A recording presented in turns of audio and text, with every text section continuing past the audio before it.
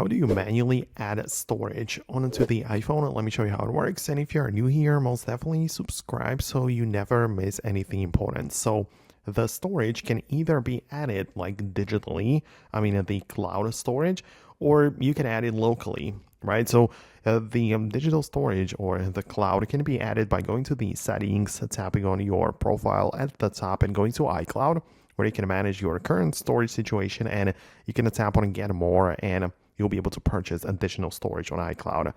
But also you can connect some things like external drives, SSD cards, and USB sticks, whatever. You can connect to the iPhone, but you at first have to figure out the port, right? You need to figure out the connection. That is all that you really need to do, because once you do that, you'll be able to connect any storage devices externally and manually to the iPhone. So for example, the SD card seems like an odd example, but you can set up or use this like connector, which gets connected to the iPhone through the USB-C cable, but it also has the SD card reader on the other end.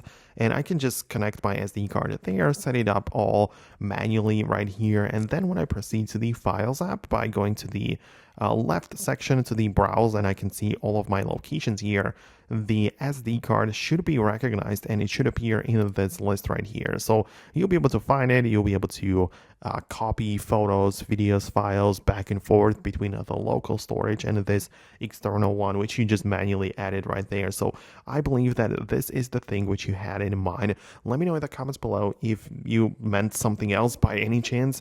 I could make an updated video about it. Subscribe for more, and I'll talk to you soon in the next videos as well.